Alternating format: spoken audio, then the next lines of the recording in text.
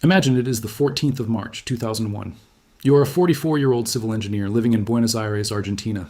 Your apartment is in the Palermo district, a clean two-bedroom with a balcony overlooking a tree-lined street. You have been saving for 15 years. Your savings account holds the equivalent of about 60,000 US dollars, a fortune by any local standard, the product of weekends forgone and vacations cut short. You pay your bills on time. You drive a modest Fiat.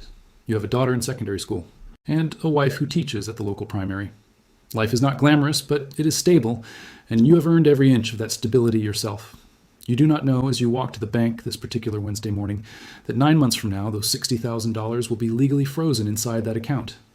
You do not know that when the government eventually lets you access the money, it will have been forcibly converted into pesos and then devalued by 2/3. Will be legally frozen inside that account. You do not know that when the government eventually lets you access the money, it will have been forcibly converted into pesos and then devalued by 2/3. You do not know that the savings you spent 15 years building will, within the space of a single year, be worth about $20,000. And you do not know that this is not an accident. It is not a crisis in the way that word is usually used, meaning something sudden and unforeseeable. It is the end of a process that was visible to certain people for years. You are not among those certain people. Almost no one you know is. If you have ever wondered why financial disasters seem to hurt the careful, you are not among those certain people. Almost no one you know is. If you have ever wondered why financial disasters seem to hurt the careful, the hardworking, and the responsible the hardest, while certain families appear to glide through economic catastrophe almost untouched, stay with me. What you're about to hear is not a conspiracy theory. It is not a prediction. It is a pattern, one that is repeated across dozens of countries, across centuries, across radically different political systems and cultures. The mechanism is always recognizable once you know what to look for. The outcomes follow with uncomfortable regularity. And if you find value in this kind of historical clarity, subscribing takes 2 seconds and keeps you ahead of what most people never see coming. Because here is the uncomfortable truth at the center of this video. The engineer in Buenos Aires did everything right by every conventional standard. He saved money, he trusted the system, he put his faith in institutions. And the system failed him in a way that was entirely predictable if you knew where to look. Across the aisle, so to speak, and the system failed him in a way that was entirely predictable if you knew where to look. Across the aisle, so to speak, a smaller group of people came through the same crisis without losing their standard of living. Some of them actually came out ahead. This video is about what they knew that he did not as a matter of luck, not as a matter of inheritance, but as a matter of pattern recognition and deliberate strategy that wealthy families have practiced across generations. Before we go further, there is something important to understand about how economic crises actually work at a mechanical level. Before we go further, there is something important to understand about how economic crises actually work at a mechanical level. Most people think of financial collapse the way they think of a car crash. Sudden, violent, unpredictable. One moment you are moving at full speed, and the next moment metal is folding around you. But that is not how systemic economic failure usually operates. The more accurate metaphor is not a car crash. It is termite damage. The structure looks completely solid from the outside. People walk through it every day. They trust the floor to hold them. And it does, right up until the moment it does not. The structure looks completely solid from the outside. People walk through it every day. They trust the floor to hold them. And it does, right up until the moment it does not. But if you had looked inside the beams years earlier, the rot was already there, spreading slowly, invisibly in the dark. What drives the rot in most modern financial crises is a combination of 3 forces working together. The first is debt accumulation, meaning governments, banks, or both borrow far more than they can realistically repay and use creative accounting to make the numbers look manageable. The second is currency manipulation, meaning the institution responsible for a country's money supply, usually a central bank, borrow far more than they can realistically repay and use creative accounting to make the numbers look manageable. The second is currency manipulation, meaning the institution responsible for a country's money supply, usually a central bank, expands that supply faster than the real economy grows, quietly eroding the purchasing power of every unit of currency already in existence. The third is institutional capture, which means the people who are supposed to regulate and oversee the system begin to serve the interests of the largest players in that system rather than the general population. These 3 forces do not usually arrive together like a thunderstorm. They build over years or decades quietly until the structure can no longer bear the weight, and then the floor gives way all at once. Ordinary people experience this as sudden. The wealthy families who navigated these events successfully experienced it as a predictable conclusion to a process they had been watching for a long time. Now here is where the story gets specific. The first way that wealthy families stay ahead of economic chaos is through what historians and economists call asset diversification across jurisdictions. That is a complicated phrase, so let me break it down into plain language. It means holding your wealth in multiple forms in multiple countries, so that no single government decision, bank failure, or currency collapse can wipe you out in one move. This strategy has a long and well-documented history. And nowhere is it more clearly illustrated than in the story of the Rothschild family during the Napoleonic Wars in the early 19th century. In 1806, Napoleon Bonaparte, the French emperor who was in the process, of the Rothschild family during the Napoleonic Wars in the early 19th century. In 1806, Napoleon Bonaparte, the French emperor who was in the process of conquering most of continental Europe, issued what he called the Continental System. This was an economic blockade designed to strangle Britain by cutting off all European trade with the British Isles. For most European merchants and business people, this was catastrophic. Trade routes shut down. Businesses that depended on cross-border commerce collapsed overnight. Warehouses full of goods became worthless because there were suddenly no legal customers for them. Entire merchant families who had been prosperous for generations because there were suddenly no legal customers for them. Entire merchant families who had been prosperous for generations were wiped out within a few years. The Rothschild family, by contrast, turned this period into the foundation of what would become one of the greatest private banking dynasties in history. The reason was simple. Meyer Amschel Rothschild, the patriarch based in Frankfurt, had already built a network that operated across multiple countries simultaneously. He had placed his 5 sons in 5 different financial capitals: Frankfurt, London, Paris, Vienna, and Naples. This was not accidental. It was a deliberate structure designed to ensure he had placed his 5 sons in 5 different financial capitals: Frankfurt, London, Paris, Vienna, and Naples. This was not accidental. It was a deliberate structure designed to ensure that no single political event in any one country could destroy the family's entire financial position. When Napoleon's blockade devastated merchants operating in a single jurisdiction, the Rothschilds routed capital and goods through whichever nodes of their network were still functional. They moved money across borders using a system of bills of exchange, which were essentially early financial instruments that allowed them to transfer value without physically moving gold or silver.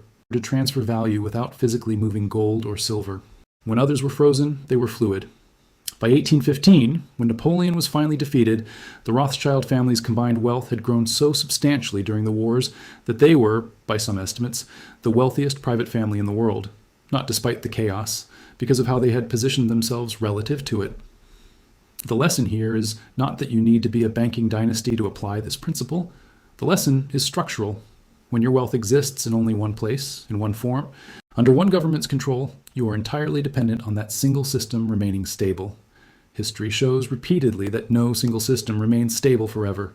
The Argentine engineer's savings existed entirely in Argentine pesos, in Argentine banks, under Argentine government control. When that single system bent under pressure, there was nowhere for his wealth to go. This brings us directly to the second way wealthy families stay ahead of economic chaos, and it requires understanding something that most people find genuinely counterintuitive. Here's something I want you to think about before we go further. If your government told you tomorrow that it was converting your bank savings into a new currency at a rate they decided, and that you had no legal way to refuse, what would you have done differently in the years before that announcement? Drop your thoughts in the comments. Seriously. Because what I am about to show you next is the part of this story that most historians mention, but almost no one fully unpacks. And it changes how you see every financial system you have ever trusted. The second strategy is what we might call hard asset preservation, and it has been the single most consistent behavior among families that survived economic disruptions intact across the last 2 centuries. Hard assets are things that have intrinsic value independent of any government's promise or any bank's solvency: real estate, productive land, physical commodities, and, historically, precious metals, particularly gold. To understand why this matters at a deep level, you need to understand what money actually is when you strip away all the official language. Modern money, the paper bills and digital numbers in your bank account, is a promise. It is a promise issued by a government or central bank that says, in effect, this token represents a claim on real goods and services. When people believe that promise, the token has value. When they stop believing it, the token becomes paper. The history of economic crises is largely the history of governments and institutions breaking that promise, sometimes slowly and sometimes all at once. Germany between 1921 and 1923 is the case study that makes this point most viscerally. Before the First World War, the German mark was a respected currency. A loaf of bread cost roughly a quarter of a mark. By November 1923, that same loaf of bread cost 200 billion marks. That is not a typo, 200 billion. The currency had not been devalued. It had been effectively destroyed. The mechanism was straightforward. The German government, burdened with war reparations demanded by the Treaty of Versailles and unable to raise enough tax revenue to pay them, simply printed more money. And then more. And then more. Each new wave of printed marks diluted the value of every mark already in existence. People who held their savings in marks watched those savings evaporate. A middle-class family that had spent 20 years building a cash nest egg of 50,000 marks found that nest egg could not buy a loaf of bread by the time the crisis peaked. But here is the part that textbooks often gloss over. Not everyone was destroyed. People who held real assets, farmland, apartment buildings, industrial machinery, physical gold, came through the hyperinflation largely intact. In many cases, they actually increased their relative wealth because they could now buy the cash savings of desperate people for almost nothing. Land values measured in real terms did not collapse. A hectare of productive farmland was worth roughly the same amount of real human labor in 1923 as it had been in 1918. The currency had collapsed. The land had not. The families that understood this distinction before the crisis hit held hard assets throughout the inflationary period. The families that did not understand it held cash savings. And cash savings in a hyperinflationary environment are the closest thing to a guaranteed loss that exists in economics. This is not ancient history. In Zimbabwe between 2007 and 2009, the country experienced its own hyperinflationary catastrophe. By November 2008, monthly inflation reached an officially estimated rate of 79 billion%. The government eventually printed a $100 trillion note. People who held their wealth in Zimbabwean dollars were wiped out. People who had converted savings into US dollars, South African rand, or physical gold before the crisis maintained their purchasing power. Farmers who owned productive land continued to produce food regardless of what the currency did. The hard asset holders and the currency holders experienced what was technically the same economic event in completely different ways. The pattern here is not subtle. When the currency collapses, the promise breaks. But the land is still there. The gold is still there. And the people who held them are still there, standing on ground that did not move beneath them. Now, here's where it gets interesting. The third strategy is one that surprises most people when they first encounter it, because it runs counter to the way most people are taught to think about security and stability. The third way wealthy families stay ahead of economic chaos is through network liquidity, which means maintaining relationships and social capital that can be converted into practical advantages during a crisis. This is not about corruption, and it is not about insider dealing in the illegal sense. It is about something more fundamental. The fact that economies are ultimately human systems, and human systems run on trust and relationships, especially when the formal institutional structures begin to break down. To understand how this works in practice, consider what happened in Russia between 1991 and 1998. The Soviet Union collapsed in December 1991, dissolving a centrally planned economy of nearly 300 million people almost overnight. The transition to a market economy was supposed to happen gradually and orderly. What actually happened was one of the most chaotic economic restructurings in modern history. State-owned enterprises worth billions of dollars were privatized through a system of vouchers distributed to ordinary citizens. In theory, this was meant to give every Russian a stake in the new economy. In practice, it became one of the most spectacular wealth transfers in history. Ordinary Russians, most of whom had never operated in a market economy and had no framework for understanding what these vouchers actually represented, sold them for cash or traded them for food and vodka. A small group of individuals who had the right relationships, the right information, and the right understanding of how the new system actually worked accumulated millions of these vouchers and used them to take controlling stakes in oil companies, metals producers, media outlets, and industrial conglomerates. These individuals became known as the oligarchs. By one estimate, by the mid-1990s, roughly 100 individuals controlled approximately 40% of Russia's entire economy. The mechanism here was not primarily financial intelligence, it was network intelligence, knowing which officials to know, knowing which transactions were coming before they were announced, knowing which assets were genuinely valuable when almost no one else did. The voucher system itself was technically available to every Russian citizen equally. The outcome was profoundly unequal because access to information, relationships, and institutional knowledge was profoundly unequal.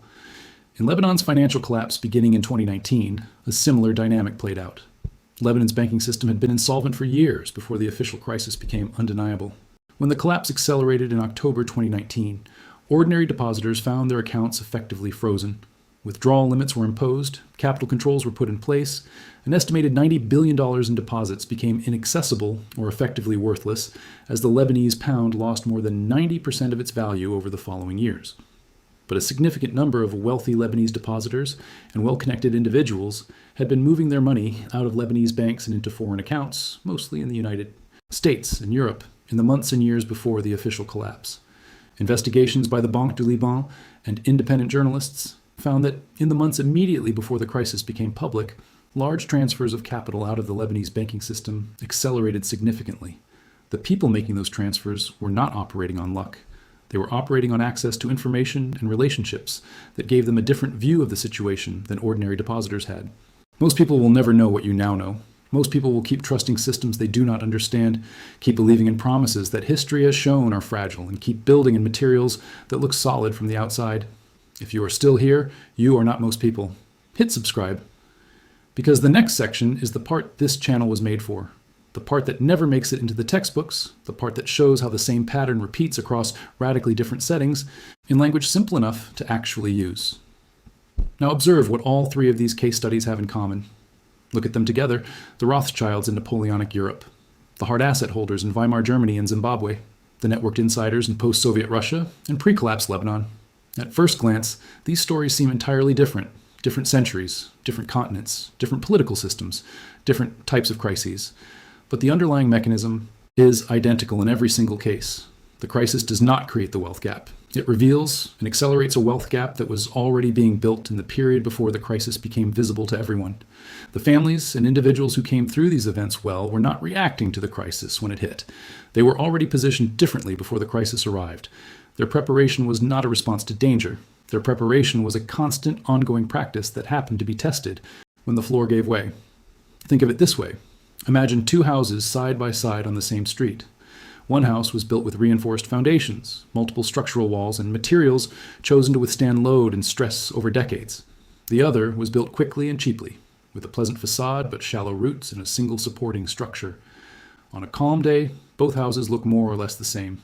You might even prefer the cheaper house if it had a nicer paint job. But when the earthquake comes, what matters is not the paint. What matters is what is buried in the ground beneath the house, invisible during every calm day that came before. The earthquake does not determine the outcome. The years of construction choices before the earthquake determine the outcome. The earthquake is just the test. This is the pattern. It has happened in Argentina in 2001, in Russia in the 1990s, in Germany in 1923, in Zimbabwe in 2008, in Lebanon in 2019. In Cyprus in 2013, when the European Union bailed out Cypriot banks by directly seizing a portion of depositors' accounts above 100,000 euros, a move called a bail-in that shocked people who had assumed that bank deposits were always safe. Same pattern, different country, different decade, same result. At this point, the pattern becomes impossible to ignore. Now here is where the human cost of this pattern becomes concrete and specific, because it is one thing to describe structural mechanisms, and quite another to understand what it actually felt like to be on the wrong side of one of these events. The fourth dimension of this story is about who specifically bears the cost when these systems reconfigure, and the historical record is remarkably consistent on this point. The groups that suffer most in economic crises are not the very poor, although they suffer terribly. The groups that suffer most in relative terms, meaning in terms of wealth that they had built and then lost, are the middle class, specifically the salaried professional class, teachers, engineers, civil servants, small business owners, people who did everything they were told was responsible, who saved money, who bought houses, who paid into pension funds, who trusted institutions, who followed the rules of the game as they were explained to them. In Argentina's 2001 crisis, which economists call the corralito, after the Spanish word for a small enclosure, because that is what the government did to bank savings, it enclosed them. The middle class of Buenos Aires lost an estimated 60% of their real wealth within 2 years. Pension funds were raided by the government to service debt payments. The official unemployment rate reached 22% by 2002. GDP fell by almost 11% in 2002 alone. These are numbers. The human reality behind them was that families who had been solidly middle class in January 2001 were accessing soup kitchens by 2002. Not the chronically poor, not the homeless, but the engineer who owned an apartment and had savings and a stable job. In Greece, between 2010 and 2018, during the decade-long debt crisis that followed the 2008 global financial shock, the pattern repeated. The International Monetary Fund and European creditors imposed austerity measures, which means cuts to government spending, as a condition of bailout loans. Pensions were cut repeatedly. Some Greek pensioners saw their monthly income fall by 40 to 50% over the course of a decade. Youth unemployment peaked at nearly 60% in 2013. Again, it was not the very wealthy who bore this cost. The very wealthy had the tools described earlier in this video. It was the middle class, the people who had trusted the system and built their security within it, who absorbed the losses. In Cyprus in 2013, the bail-in mechanism targeted deposits above 100,000 euros at the Bank of Cyprus and Laiki Bank. Depositors above that threshold saw portions of their savings simply seized. Estimates suggest that large depositors at the Bank of Cyprus lost approximately 47.5% of their savings above the threshold. The people who suffered were not oligarchs. Oligarchs had already moved their money. The people who suffered were small business owners, professionals, families who had spent years saving above that threshold for a house, for their children's education, for retirement. They were the ones still sitting in the building when the floor gave way. The contrast is not subtle. A 2014 analysis by economists studying the Greek crisis found that while the bottom half of the income distribution lost significantly in absolute terms, the top 1% of wealth holders in Greece actually maintained their wealth levels more effectively than the middle quintiles, primarily because of asset diversification and capital held outside the Greek banking system. The crisis did not distribute pain equally. It distributed pain disproportionately to those who had concentrated their entire financial lives within the single system that was failing. The question is not whether this pattern will repeat. History has already answered that. The only question is whether you will see it before it sees you. If this channel helps you think differently about the world you live in, subscribe. It costs nothing. And it might change everything. Now let me tell you what the survivors actually did, based on the historical record. What is perhaps most important to understand about the people who came through these events with their financial lives relatively intact is that their behavior was almost never dramatic or spectacular. It was not about timing the market or making brilliant predictions. It was not about secret knowledge or elite access in most cases. The historical record shows that those who survived these events largely shared a set of specific, mundane, consistent practices that they had followed for years before the crisis arrived. The first characteristic was what we might call persistent skepticism of institutional promises. The families and individuals who fared best historically tended to operate from a baseline assumption that any promise made by an institution, whether a government, a central bank, or major financial firm, was only as reliable as the incentive structure of that institution. When a government said the currency was stable, they did not simply believe it. They looked at the underlying data, the debt to GDP ratio, which measures how much a country owes compared to how much it produces, the rate of money supply growth, the structure of government revenue versus expenditure. These are all public figures. Anyone can access them. But most people do not bother because they trust the institutional narrative. The survivors did not. In Japan, after the asset price bubble collapsed in 1991, the Japanese economy entered what is now called the lost decade, a period of stagnation so prolonged it eventually became the lost 2 decades. Property values fell by as much as 70% from their peak. Stock market valuations collapsed and did not recover their 1989 highs until many decades later. Families who had borrowed heavily to buy property at peak valuations, trusting the institutional consensus that prices always rise over time, found themselves in a condition called negative equity, which means owing more on the mortgage than the property was worth. Some of them were still paying off those loans 30 years later. The families who came through this period without catastrophic losses were generally those who had chosen not to participate in the speculative fever of the late 1980s. Not because they had some magical foresight, but because they had maintained a discipline of never paying a price for any asset that could not be justified by its actual productive income. A building worth buying at a price of 8 times its annual rental income becomes a trap when you buy it at 40 times, not because the building changed, because the price detached from the underlying reality. And detachment from reality in financial markets and in life always corrects eventually. The second characteristic was structural redundancy. This is the engineering term for having backups built into a system, so that if one component fails, the whole system does not collapse. Bridges are built with redundant load paths. Airplanes have redundant hydraulics. The families that navigated economic crises best built redundancy into their financial lives. Multiple income sources, assets in multiple jurisdictions, relationships in multiple industries. Never a situation where the failure of a single institution, a single currency, or a single government policy could remove everything at once. The third characteristic was long time horizons. The historical record is striking on this point. The families and dynasties that preserved wealth across generations consistently thought in decades and generations rather than in quarters. The pressure to maximize returns in the short term is the pressure that drives people into bubbles. The discipline to accept lower short-term returns in exchange for structural resilience is what allows a family's wealth to survive events that destroy its neighbors. A study of European family wealth across the 20th century, a period that included 2 world wars, the Great Depression, multiple currency collapses, and numerous regime changes, found that the families who preserved wealth across all of these events were disproportionately those who owned productive agricultural land, private businesses with real operating cash flow, and diversified holdings across multiple countries. These were not glamorous assets. They did not produce spectacular returns in good times, but they produced returns in bad times, which is when it matters most. Now we come back to where we started.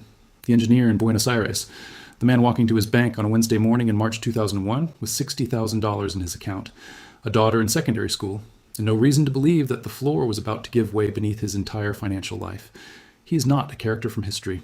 He is a composite of hundreds of thousands of real Argentines whose experiences were documented by economists, journalists, and historians in the years after the crisis. The collective loss of Argentine middle-class savers during the Corralito and its aftermath is estimated in the hundreds of billions of pesos at the old exchange rate. Entire professional careers' worth of savings gone, not because of any failure on the part of the savers, because of structural failures in a system they had been told to trust and had no framework for questioning.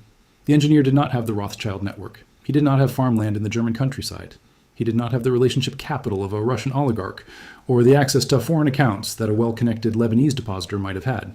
He had exactly what the system told him was sufficient: a steady job, a savings account, and faith in the institutions around him.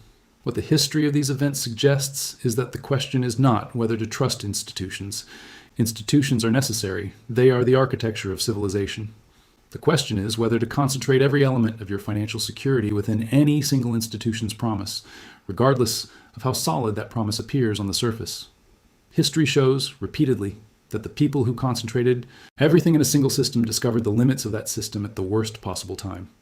The people who spread their roots across multiple types of soil tended to find that when one field flooded, others were still producing. This is not a lesson about distrust or paranoia. It is a lesson about diversification in its deepest sense. Not just across stocks and bonds, which is how most people are taught to think about diversification, but across asset classes, jurisdictions, currencies, and relationships. The survivors of the Argentine crisis who came out ahead were not the richest people before the crisis. Some of them were quite ordinary. What they shared was a structural approach to their financial lives that did not depend entirely on any single system remaining stable. The history of economic chaos does not tell us when the floor will give way. It does not tell us which country, which currency, or which institution will be the next to test the people who trusted it. What it tells us, with remarkable consistency, is how the outcomes are distributed when it does, and who tends to be standing and who tends to be in the rubble. Because the pattern is old, it is not new, it will continue to be the pattern long after this video is watched. This is historical and educational analysis. It is not financial advice. Every individual situation is different. Please consult a qualified professional before making any financial decision. This video is not for everyone. Most people will watch it and nod and then go back to trusting the same systems in the same ways. But if one person in your life needs to hear this pattern laid out clearly, if one person you know is building entirely within a single system and has never heard the history of what that can mean, share it with them. Not because it will change the world, because it might change their world. Subscribe for more, and I will see you in the next one.